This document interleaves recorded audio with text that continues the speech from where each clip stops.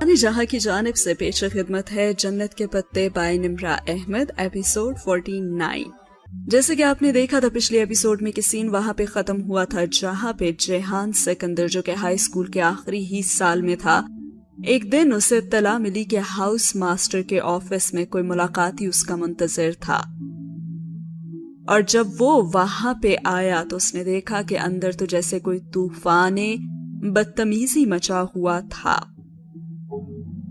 अब क्या हो रहा था वहां पे, आइए जानते हैं। हाउस मास्टर के ऑफिस के अंदर तो जैसे कोई तूफाने बदतमीजी मचा हुआ था और खुली दराजें, बिखरे कागज, हर चीज उलट पुलट पड़ी हुई थी। हाउस मास्टर अहमद परेशानी के आलम में एक दराज खंगाल रहे थे और उनका असिस्टेंट दूसरी दराज की चीजें निकाल निकाल कर बाहर रख रहा था। और जरा दूर रखी कुर्सी पे एक साहब बड़ी ही खामोशी से बैठे हुए थे और अहमद बेझुंझुला कर कह रहे थे कि आखिर चाबी गई तो किधर। और जेहान की नजरें दीवार के साथ लगे लॉकर पे फिसल गईं जो मुकफ्फल था, यानी कि वहां पे ताला लगा हुआ था और यकीनन उसकी चाबी ही नहीं मिल रही थी। और करामत बे कहने लगे कि बोलो, बताओ मैं हेडमास्टर को क्या कहूं कि मेरे असिस्टेंट की लापरवाही की वजह से लॉकर नहीं खुल रहा और फाइल नहीं निकाली जा सकती। अपनी झुंझुलाहट और परेशानी में उन्होंने दरवाजे में खड़े लड़के को तो देखा ही नहीं था। सर, मैंने यही रखी थी और मैं ढूंढ रहा हूं अभी। असिस्टेंट की बात को फोन की घंटी ने काटा और उसने जल्दी से रिसीवर उठाया और कहने लगा, जी सर, बिल्कुल, बस अहमद बे आपके पास ही फाइल ला रहे हैं। हाँ, बस 1 मिनट। और बामुश्किल अपनी घबराहट पे काबू पाते उसने फोन पे कहा और फिर हाउस मास्टर को देखा जिनके सुर्ख पड़ते चेहरे के तासुरात नाकाबिले बयान हो रहे थे। सर, उसने उंगली की पुश से दरवाजा बजाया। उन्होंने सर उठाकर उसे देखा और जैसे उन्हें भूल गया था कि उसे वहां क्यों बुलाया गया था, और कुर्सी पे बैठे साहब ने भी गर्दन फेर कर उसे देखा। और तभी जेहान कहने लगा कि मैं मदद करूं। और अब तो उनके चेहरे पे भी उलझन आ गई और वो कहने लगे, क्या? और वह खामोशी से आगे आया और लॉकर के की होल को उंगली से छू कर जैसे कुछ महसूस किया। कमरे में तो यकदम खामोशी छा गई और सारी खटर पटर सब कुछ रुक गया था। उसने पेंट की जेब से 3 पिनें निकाली और फिर उनमें से एक अलग की और बाकी वापस जेब में डाल दी। आगे होकर उसने वो पिन तिरछी करके की होल में डाली और फिर गर्दन उठाकर वॉल क्लॉक को देखा। और वो तीनों नफूस जैसे दम साधे उसी को देख रहे थे और वो निचला लब दांत से दबाए अपने हाथ को मखसूस समतों में ऊपर नीचे कर रहा था जैसे मौसीकी का कोई रिदम हो। चंद लम्हे सिरके और क्लिक की आवाज के साथ लॉक खुल गया और फिर उसने गर्दन मोड़कर वॉल क्लॉक को देखा। उसे 1 मिनट और 11 सेकंड लगे थे। उसे मायूसी हुई क्योंकि शॉप में इस तरह का सेफ खोलने में से कम 50 से 55 सेकंड लगते थे। उसने हैंडल घुमाया और सेफ का दरवाजा खोला और फिर बहुत ही अदब से पीछे हटकर खड़ा हो गया। हाउस मास्टर तो बिल्कुल हैरान रह गए थे और उससे पूछने लगे कि तुमने ये कैसे किया? सर, अगर आप मेरी कहानी सुनने में वक्त जाया करेंगे ना तो फाइल हेडमास्टर के पास कब पहुंचेगी? किसी अच्छे चाबी साज की तरह उसने अपना राज नहीं खोला था। ओ हाँ, वो परेशानी को हाथ से छूते हुए उठे और फिर कहा कि तुम्हारा शुक्रिया यंग मैन।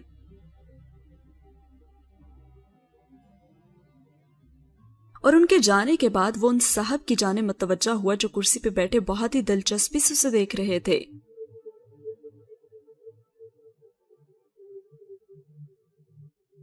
मैं जेहान सिकंदर हूं, शायद آپ مجھ سے ملنے آئے ہیں؟ انہوں نے اسبات میں سر ہلایا۔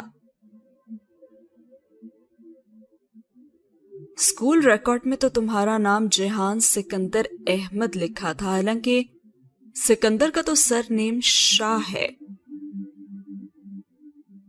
احمد میرے دادا کا نام تھا اور میں ان کا نام ساتھ لگاتا ہوں۔ لیکن آپ میرے ابا کو کیسے جانتے ہیں؟ بات کرتے ہوئے اس کے اندر بھی اب کچھ اتھل پتھل سی ہوئی تھی، اور فرقان ماموں سے آخری ملاقات پھر سے تازہ ہو گئی تھی۔ ان لوگوں کا سامنا کرنا جو اس سے اس کے باپ کے حوالے سے واقف ہوں بہت اذیت ناک تھا۔ ہم باہر چل کر بات کر سکتے ہیں؟ وہ کرسی چھوڑ کر اٹھ کھڑے ہوئے تو وہ بھی پلٹ گیا، اور پھر وہ کہنے لگے، میں تمہارے ابا کا ایک زمانے میں بہت اچھا دوست رہا ہوں، کرنل راؤف کیلانی، شاید تم نے میرا نام سنا ہوگا۔ باہر اسکول کے فٹ بال کے میدان کے کنارے پہ اس کے ساتھ چلتے ہوئے انہوں نے اسے بتایا تو اس نے نفی میں سر ہلاتے ہوئے غور سے ان کو دیکھا۔ وہ سفید اوور کوٹ میں ملبوس اچھے قد کاٹ کے مہذب سے انسان لگتے تھے، لیکن ان کے چہرے پر ایک نکاہت تھی اور ان کی آواز سے کمزوری جھلکتی تھی۔ اگر وہ ابا کے دوست تھے تو ان کو اتنا معمر نہیں لگنا چاہیے تھا، یعنی کہ اتنا بزرگ نہیں، اتنے ایجڈ نہیں جتنے کہ وہ لگ رہے تھے۔ شاید وہ بیمار تھے اور اسے بے اختیار دادا کا چہرہ یاد آیا جو ان کی زندگی کی آخری رات اس نے دیکھا تھا، تھکا زدہ اور بیمار چہرہ۔ اور پھر وہ کہنے لگے، تمہارے ابا قصوروار تھے، لیکن انہوں نے بہت کچھ میرے اوپر ڈال دیا اور ملک سے فرار ہو گئے۔ میں نے بے قصور ہوتے ہوئے بھی کئی سال ٹارچر سیل میں سزا کاٹی، اور پھر 3 برس ہوئے کہ میں باعزت بری کر دیا گیا ہوں، سارے چارجز ہٹ گئے ہیں۔ میرے بچے پھر سے سر اٹھانے کے قابل ہو گئے ہیں، اور اب جبکہ میں علاج کے لیے لندن جا رہا تھا تو سوچا کہ ایک دن کے لیے ترکی آ جاؤں، اس لیے نہیں کہ میں سکندر کی بربادی کا تماشا دیکھ سکوں، بلکہ اس لیے کہ میں تمہیں دیکھ سکوں۔ اور وہ خاموشی سے سنتا رہا۔ جس شخص نے اس کی زندگی کے کئی برس برباد کر دیے تھے، اس کے بیٹے کو وہ کیوں دیکھنا چاہتے تھے، وہ سمجھنے سے قاصر تھا۔ اور وہ کہنے لگے، میرا بیٹا حماد بھی تمہاری عمر کا ہے، اس نے بھی بہت برا وقت گزارا ہے، میری بیوی نے بھی سزا کاٹی ہے، وہ بھی اتنے بے قصور تھے جتنے آج تم ہو اور تمہاری والدہ۔ اور پھر جہان بڑی تلخی سے کہنے لگا کہ ہم سکندر شاہ کے گھر والے ہیں اور ہم تو یہ سب ڈیزرو کرتے ہیں، مجھے آپ کی کوئی بھی ہمدردی نہیں چاہیے سر۔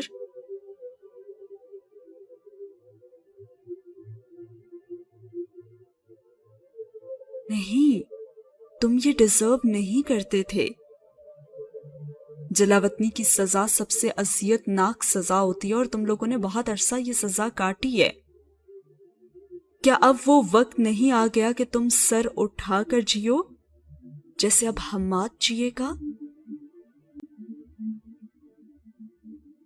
اس کے فادر بے قصور تھے، میرے قصوروار ہیں، میں کبھی بھی سر اٹھا کر نہیں جی سکتا، میں جانتا ہوں۔ وہ دونوں ایک درخت تلے نصب بینچ پہ بیٹھ گئے اور سامنے سرسبز میدان تھا جس پہ سورج کی کرنیں ترچھی ہو کر پڑ رہی تھیں۔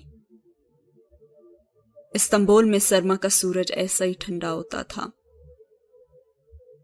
اور پھر انہوں نے اس کی اس بات کا جواب دیا جہاں پہ اس نے کہا تھا کہ مجھے آپ کی ہمدردی نہیں چاہیے۔ کہنے لگے کہ مجھے تم سے ہمدردی ہے بھی نہیں، مجھے صرف تمہارا خیال ہے۔ میں نے اپنے گھر والوں کی اذیت دیکھی ہے بچے، اور میں آج تمہاری ماں سے جب ملا تو میں نے انہیں بھی اسی اذیت میں دیکھا ہے۔ ہاں وہ سکندر کو نہیں چھوڑ سکتی، لیکن تم تو اپنے ملک واپس جا سکتے ہو نا؟ میں نے اس بارے میں سوچنا چھوڑ دیا ہے۔ میں جانتا ہوں کہ میں کبھی بھی فوج میں نہیں جا سکتا۔ مجھے تو وہ شاید کبھی چھاؤنی کے قریب بھی نہ پھٹکنے دیں، اور میں پھر سے ذلیل ہونے وہاں نہیں جانا چاہتا۔ وہ بہت تکلیف سے بول رہا تھا اور فرقان ماموں کی باتیں اس کے دل میں گڑی ہوئی تھیں، اور وہ حیران ہوئے اور اسے کہنے لگے کہ یہ تمہیں کس نے کہا ہے کہ تمہیں فوج میں کمیشن نہیں مل سکتا؟ کیونکہ میں غدار کا بیٹا ہوں، اور غدار کے بیٹے کو فوج میں بھرتی نہیں کیا جاتا۔ مجھے بہت افسوس ہے کہ تمہیں کسی نے غلط گائیڈ کیا ہے جہان، ایسا کچھ نہیں ہوتا۔ میں تمہیں نامور ملکی غداروں کے نام گنوا سکتا ہوں جن کے خاندان کے کتنے ہی لڑکے فوج میں کام کر رہے ہیں، اور اگر تم قابل ہو اور تم ایک دفعہ پھر سر اٹھا کر جینے کا حوصلہ رکھتے ہو تو تمہیں چاہیے کہ تم اپنے ملک واپس آ جاؤ۔ اور پھر وہ کتنی دیر بیٹھے اسے سمجھاتے رہے کہ اسے ایک دفعہ کوشش کرنا چاہیے اور پھر ملک کے لیے قابل قدر خدمت سر انجام دے کر وہ اپنے خاندان کے نام پہ لگا دھبا مٹا سکتا ہے۔ اچھائی برائی کو ڈھانپ دیتی ہے۔ ان کا اپنا بیٹا بھی اگلے سال آرمی میں کمیشن کے لیے درخواست دینے جا رہا ہے، اور وہ بھی ہائی اسکول ختم کر کے ان کے پاس آ جائے اور ساتھ ہی امتحان دے۔ انہوں نے جہان کو آفر دی، لیکن وہ خاموشی سے سنتا رہا۔ اگر اسے کوئی شک و شبہ تھا کہ وہ دھوکے سے اس کے باپ کو ملک واپس لے جانے اور سزا دلوانے کے لیے یہ سب کچھ کر رہے تھے تو وہ زائل ہو گیا، لیکن پھر بھی اس نے کوئی خاص جواب نہیں دیا تھا۔ وہ اس نہج پہ سوچنا بھی نہیں چاہتا تھا۔ فرقان ماموں کی خواہش کے مطابق وہ کتوں کی طرح ذلیل ہو کر زندگی تو گزار رہے تھے، اور باعزت جینے کا حق شاید انہیں نہیں تھا۔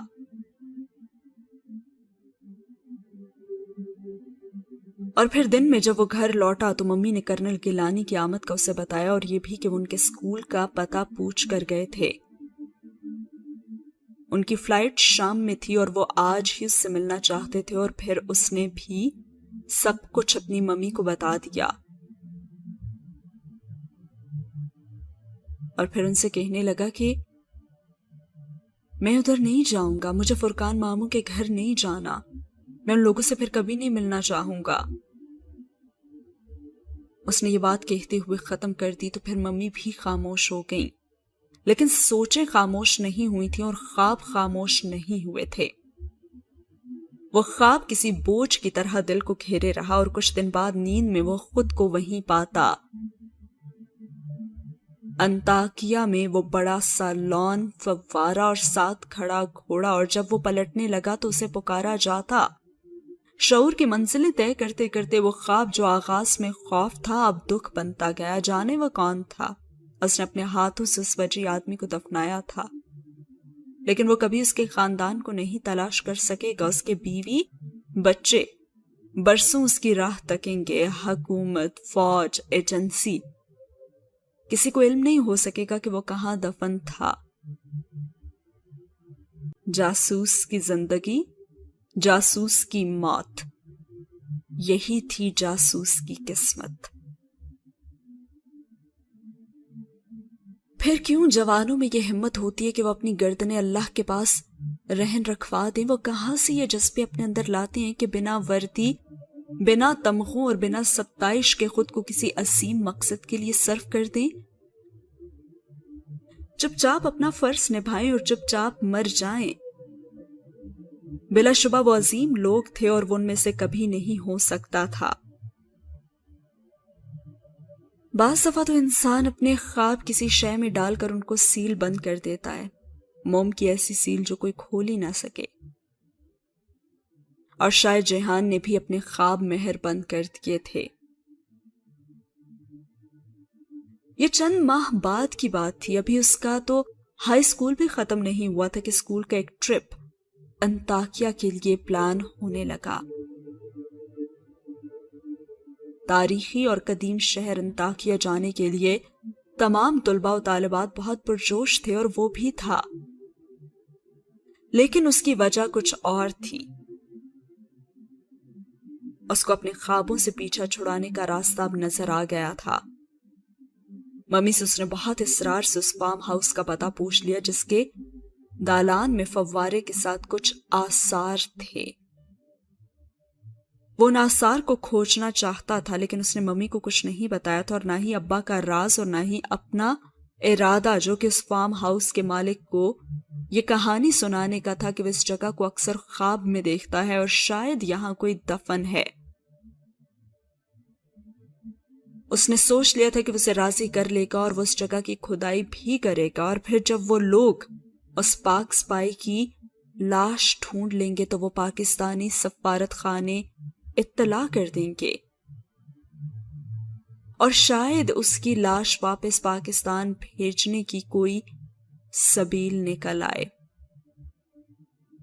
اس وجہ صورت پاکستانی سپاہی کو اس کے خاندان کو واپس لوٹانے کا اس سے بہتر لائے عمل اسے نہیں معلوم تھا، اور بالآخر وہ اس قرض کو اتار دے گا جو دادا نے کہا تھا کہ اس کے کندھوں پہ آ گرا ہے۔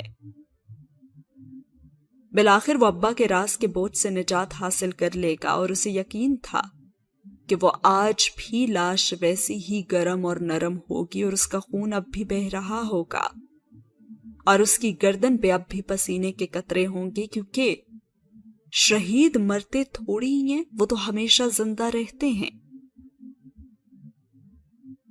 اور پھر اس نے کیا بھی ایسے، بہت مشکلات کے بعد وقت نکال کر اور ڈھونڈ ڈھانڈ کر وہ اس فارم ہاؤس پہنچا۔ اندر کا راستہ اسے ابھی تک یاد تھا، اور بس اس گیٹ کو عبور کر کے ذرا آگے جا کر دائیں طرف مڑ جائے گا تو وہاں سے فوارے والا دالان صاف نظر آئے گا۔ گیٹ سے وہ جگہ نظر نہیں آتی تھی، اور ملازم نے اسے اندر جانے دیا اور فارم کے مالک کو بلانے وہ چلا گیا۔ لیکن جہان ادھر رکا نہیں، وہ تیز قدموں اور دھڑکتے دل کے ساتھ بھاگتا ہوا آگے آیا اور عمارت کے دائیں جانب سے آ مڑتا کہ دالان، لیکن وہ دالان کے عین سرے پہ ٹھٹک کر رک گیا اور پھر بے یقینی سے پلکیں جھپکی۔ چند لمحے کے لیے تو ہر طرف سناٹا چھا گیا۔ اس نے ہر چیز سوچی تھی سوائے اس کے کہ 8 برس اب تک بیت چکے تھے۔ سامنے جہاں پہلے کچی مٹی کا وسیع احاطہ اور درمیان میں فوارہ تھا، اب وہاں ایک گہرا اور خوب لمبا چوڑا سا تالاب تھا۔ وہ جگہ ویسی نہیں رہی تھی، اور وہ بے دم سا گھٹنوں کے بل زمین پہ آ گرا۔ تالاب، اتنا بڑا تالاب! اس کو تو تعمیر کرنے کے لیے کئی فٹ نیچے تک زمین کھودنی پڑی ہوگی، تو کیا کھدائی کے دوران اس لاش کا کیا بنا ہوگا؟ اور پھر جب فارم ہاؤس کا مالک آیا تو وہ اس سے کہنے لگا کہ آپ کو یقیناً خواب میں ایسا کچھ نظر آتا ہوگا، لیکن یقین کریں 4 سال پہلے اس پوری جگہ کی کھدائی میرے سامنے ہوئی تھی، اور میں ایک دن بھی مزدوروں کے سر سے نہیں ہٹا، اور ہم نے بہت نیچے تک کھدائی کی تھی، لیکن یہاں سے کچھ نہیں ملا، اور انسانی لاش تو دور کی بات، کپڑے کا ٹکڑا بھی نہیں ملا۔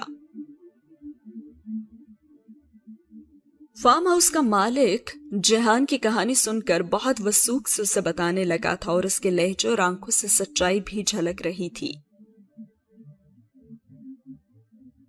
ہاں، صرف ایک بات تھی، وہ کہتے کہتے ذرا رکا اور پھر جیسے یاد کر کے بولا،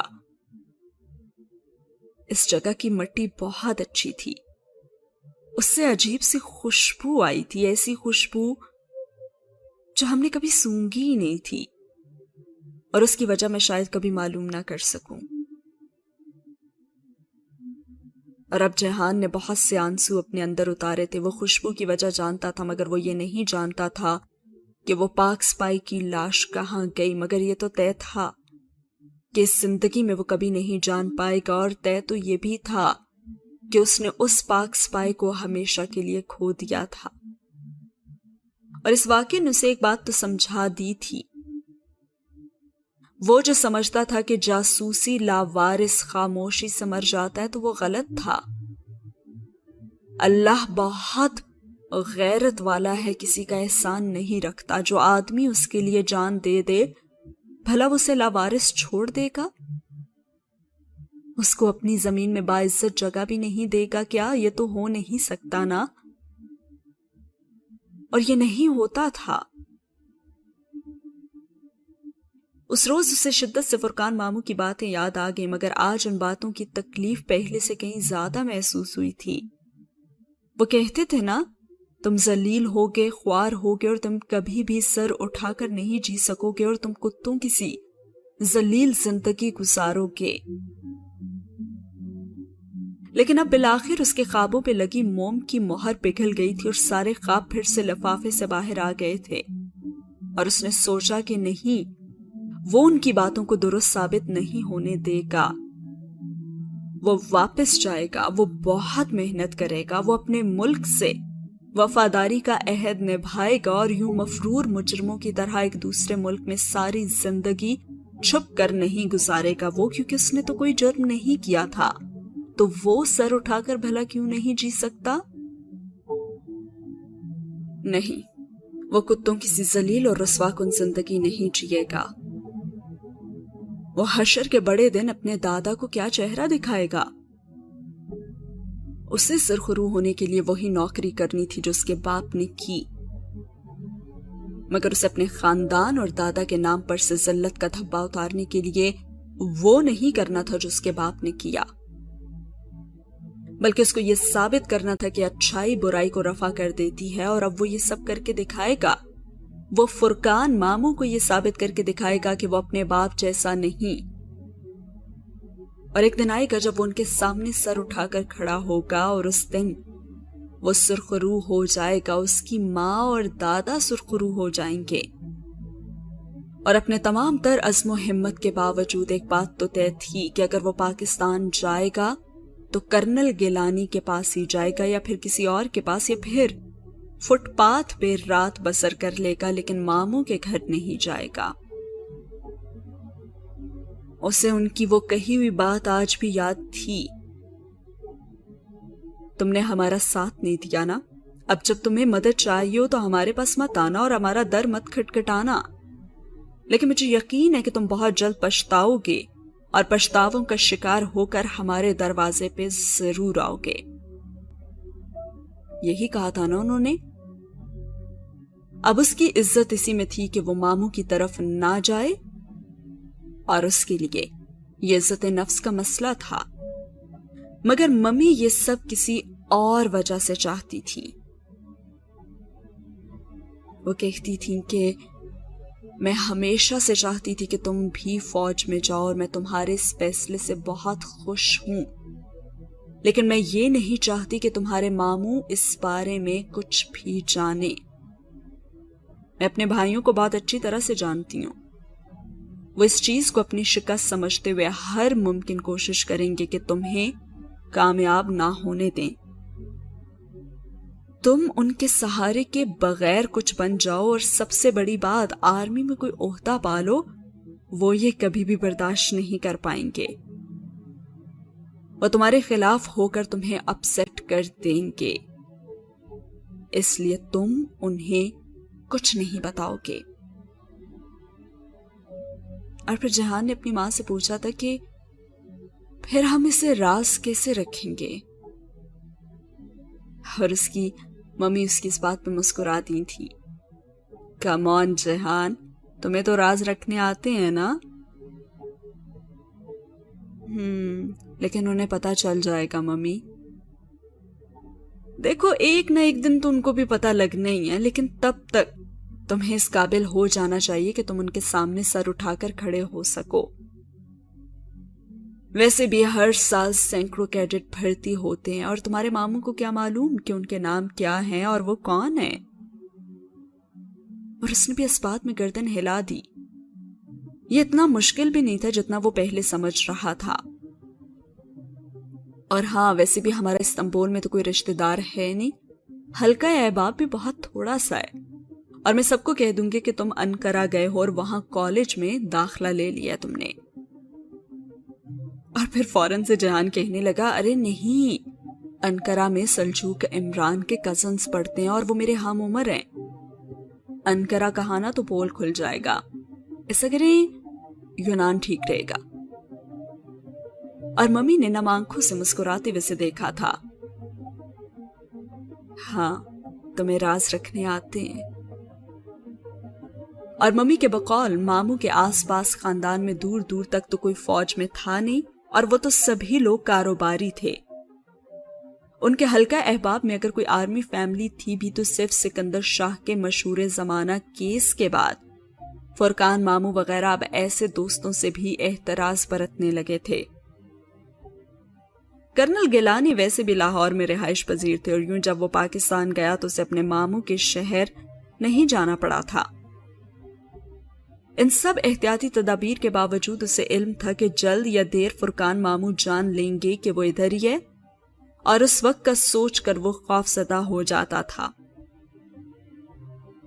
ممی کے سامنے وہ ہمیشہ یہی ظاہر کرتا تھا کہ وہ یہ سب اپنی انا کے لیے کر رہا ہے۔ ہاں، یہ بھی ایک وجہ تھی، اس کی عزت نفس بلا شبہ بہت مجروح ہوئی تھی، لیکن یہ بھی ایک حقیقت تھی کہ وہ اپنے ماموں کے سامنے خود کو بہت کمزور محسوس کرتا تھا، اور وہ واقعی ان کے سامنے سر اٹھا بھی نہیں سکتا تھا۔ اسے یہی خوف تھا کہ وہ اس کے باپ کا تانا دیں گے اور وہ ایک دفعہ پھر سے ٹوٹ جائے گا۔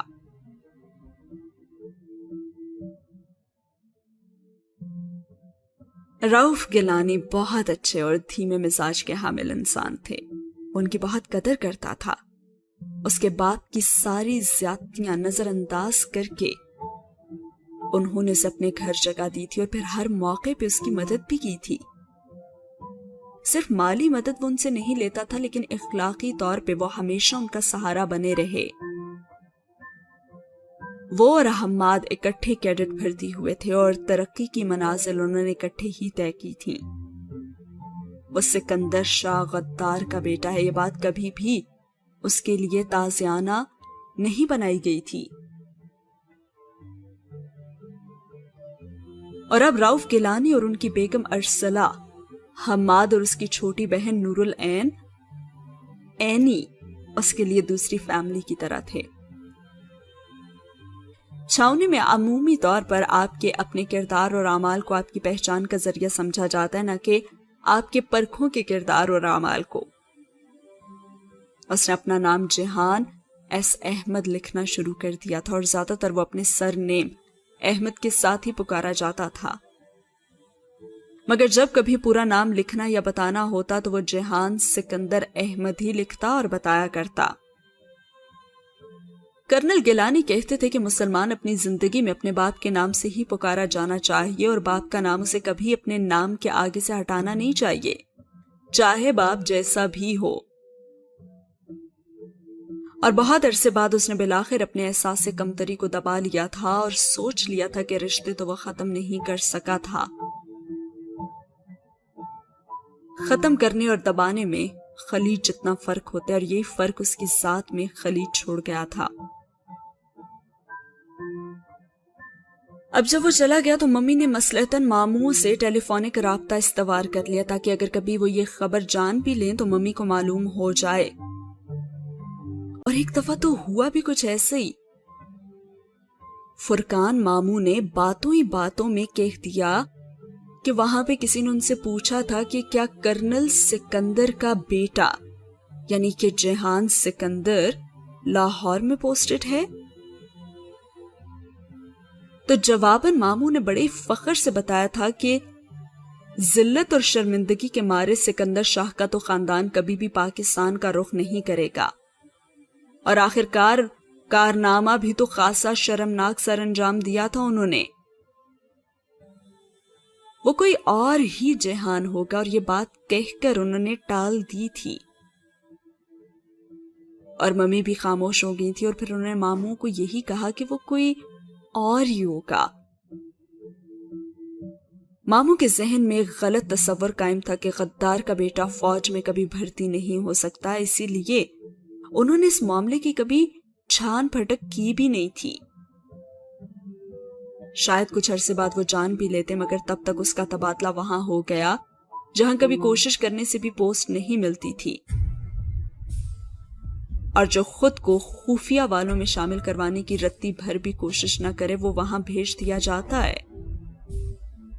اب اس جاب کی ضرورت تھی کہ وہ اپنا سوشل سرکل محدود رکھے، منہ بند اور آنکھیں اور کان کھلے رکھے اور اپنے کام کو بھی خفیہ رکھے، یعنی کہ بالآخر وہ 25 برس کی عمر میں 6 ماہ کی ٹریننگ 4 ماہ 10 دن میں مکمل کر کے ایک ایجنٹ بننے جا رہا تھا، پاکستانی جاسوس جس کا وہ ہمیشہ سے خواب دیکھتا تھا۔ اب اسے امید تھی کہ شاید وہ برسوں دیکھا جانے والا خواب اسے دکھائی دینا بند ہو جائے گا، گو کہ اس کی شدت میں کمی تو آ چکی تھی، لیکن بہرحال وہ اب بھی اس کے ماضی کا سیب بن کر اس کے ساتھ بیٹھا تھا۔ فوج اور ایجنسی میں آپ کا ایک ہی ہدف، ایک ہی دشمن، ایک ہی تعصب اور ایک ہی نفرت کا منبع ہوتا ہے۔ پاکستانی جاسوس جس کا وہ خواب دیکھتا تھا وہ پورا ہو چکا تھا، اور اب وہ اپنے پہلے مشن پہ پڑوسی ملک بھارت جا رہا تھا۔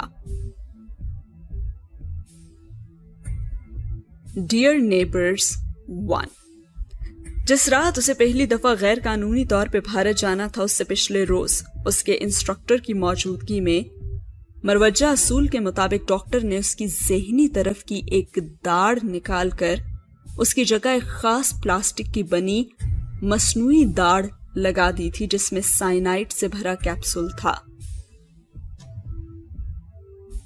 سائنائڈ جو کنگ آف پوائزنز تھا، یہ کیپسول ایک شیشے کے خول میں بند تھا اور زبان کی مدد سے باہر نکل آتا تھا۔ اگر غلطی سے نکل لیا جائے تو جب تک شیشہ نہ ٹوٹے یہ بآسانی کوئی نقصان دیے بغیر جسم سے گزر جاتا ہے، لیکن اگر چبا لیا جائے تو شیشہ ٹوٹ جائے گا اور انسان چند پل میں ہی مر جائے گا۔ یہ اس لیے تھا کہ اگر کبھی وہ گرفتار ہو جائے اور تشدد برداشت نہ کر سکے اور اسے خدشہ ہو کہ مزید تشدد کی صورت میں وہ اپنے راز اگل دے گا، تو بہتر تھا کہ وہ اپنی اس زہر بھری داڑ کو نگل کر چبا لے اور خاموشی سے جان دے دے۔ یہ اس سے بہتر تھا کہ وہ تفتیشی افسران کے سامنے بولنا شروع کرے، اپنے ساتھیوں کی جان بھی خطرے میں ڈالے اور ملک کو بھی نقصان پہنچائے۔ مر جانا راز اگل دینے سے ہمیشہ بہتر ہوتا ہے۔ وہ 1.25 سال انڈیا میں ایک دوسری شناخت کے ساتھ رہا۔ کور شناخت وہ جعلی شناخت ہوتی ہے جس کے ذریعے جاسوس اس معاشرے میں متعارف ہوتا ہے، اور ہر کور کے ساتھ ایک لیجنڈ بھی ہوتا ہے۔ لیجنڈ اس فرضی ماضی کو کہا جاتا ہے جو اس جیلی کور کے پیچھے گڑا جاتا ہے، مثلا یہ آدمی کہاں پیدا ہوا، کہاں سے گریجویٹ ہوا، سابقہ بیوی کا نام وغیرہ وغیرہ۔ آپ کے پیچھے آپ کی ایجنسی اس لیجنڈ کو اتنے اچھے طریقے سے نبھاتی ہے کہ اگر کوئی آپ کے بارے میں تحقیق کرنے نکلے تو اس کو آپ کی جائے پیدائش کے ہسپتال میں آپ کا نام رجسٹر میں لکھا بھی مل جائے گا، گریجویشن سرٹیفکیٹ بھی وہ دیکھ لے گا، اور آپ کی سابقہ بیوی سے ملاقات بھی ہو جائے گی، اور یہ سب تاش کے پتوں کے گھر کی مانند ہوتا ہے جس کو بعض دفعہ ایک پھونک ہی اڑا کر بکھیر دیتی ہے، اور اس چیز کو ایجنٹ کا کور بلو ہونا کہتے ہیں۔ اس کے بعد 1.25 سال اس کا اپنی ماں سے کوئی رابطہ نہیں ہوا تھا۔ اس کا پاکستان میں صرف ایک شخص سے رابطہ تھا جو کہ اس کے باس تھے۔